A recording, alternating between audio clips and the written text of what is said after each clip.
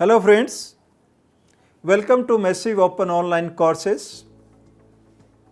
I am Professor Ajmer Singh Malik, Course Coordinator for the MOOC on State and Local Governance, Machinery and Processes. This is your first week. In this first week, our first discussion is on state administration. And in the state administration also, first of all, we will discuss about the constitutional systems. There are two kinds of constitutional system, unitary constitution system and federal constitutional system. In fact, the constitutional system describes the relationship between the national government and its constituent regional governments. Unitary constitution system is a system in which all powers of the government are concentrated in a single body. Normally, we call this government as a central government. There is a sovereignty of the central government, and the regional bodies or the subordinate governments are subordinated to the central government, and they have to obey all orders or all directions given by the central government. In this kind of the system, powers have not been divided between the central government and the regional government. In unitary constitution system, there is not a division of powers between the central and regional government as stated earlier, but there may be some internal division of powers or internal division of functions between the central and the regional government. The unitary constitution provides for a single government, which is normally called a national level government, and this national level government provides for the regional government or any other administrative agency which is subordinated to the national government. Federal constitution system provides for the federal government. In this kind of the government, there is a strong association of the central government and the states, that is the constituent units of the federal government. The central government in this kind of the system are known as the federal government as it is there in USA. It is unlike unitary system where the federal government or the central government coexist with the state governments. The state governments are not subordinate to the central government. The powers in this kind of government system are derived from the constitution, which is normally a written constitution. D.D. Basu defined federalism as a federal state is a union of several states into a central or federal government. After the federation is formed, both the federal and state governments owe their existence and authority from the federal constitution, which distributes governmental powers between the federal and state governments, which are to be exercised by them according to the constitutional distribution independently to each other. Unquote. Federalism envisages the existence of dual government. There are two levels of government. First, the central government or the national government. The second, the state government. There is division of powers between the center and state government under the federal constitutional system. It is clear and well defined one. But if we look at the constitutional system of the different governments in the world which are established on the basis of the federal constitutional system, we found that there is not a single uniform pattern of system adopted by them. Rather, they have adopted different patterns according to their needs of dividing the power between the states and centers.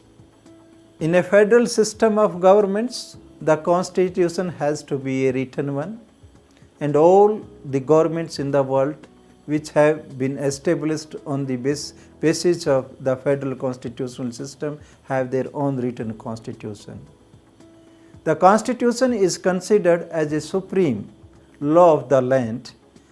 The reason being that the powers both by the central government or the federal government and the state governments are derived from the Constitution itself.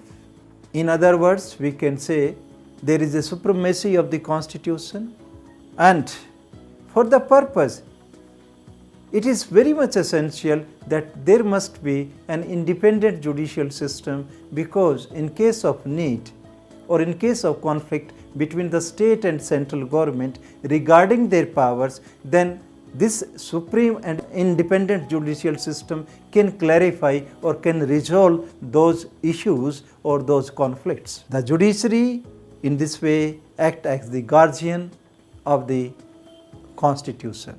The final interpretation of the Constitution is made by the Supreme Court or the independent judicial institution of the country.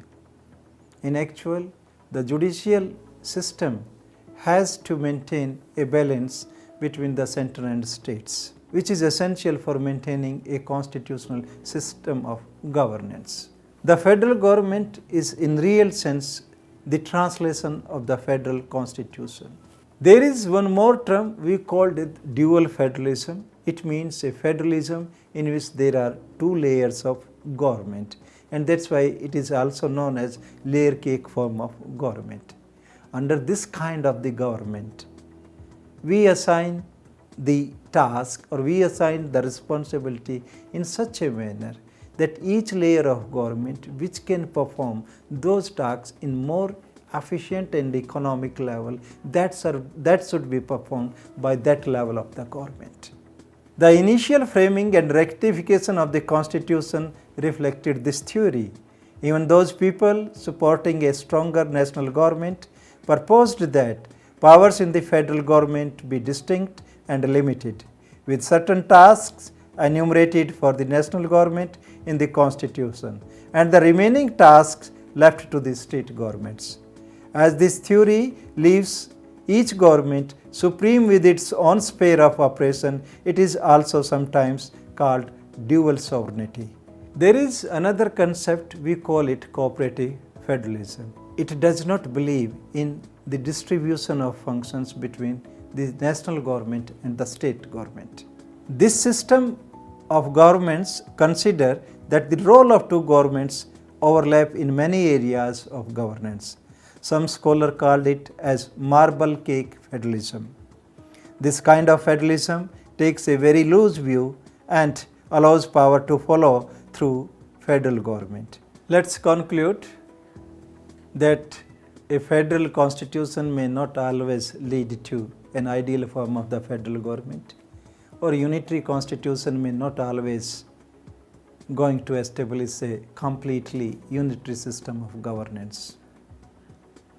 In actual, the shape of the government or the characteristic of the government or the governance that is acquired because of the conditions or because of the circumstances prevailing in a particular kind of culture or in a particular kind of the political system. Therefore, we can say that the governments have been established, no doubt, as per the provision made in their constitution based on these two kinds of the constitutional system, as well as on the basis forced by the compulsions or the conditions or the culture and the political situation of that particular country or that particular region.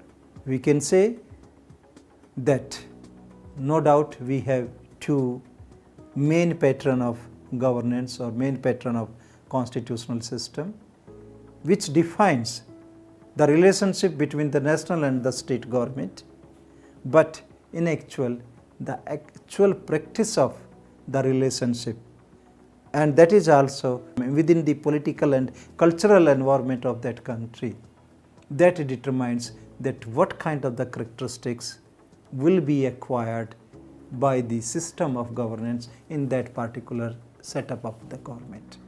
Thank you very much.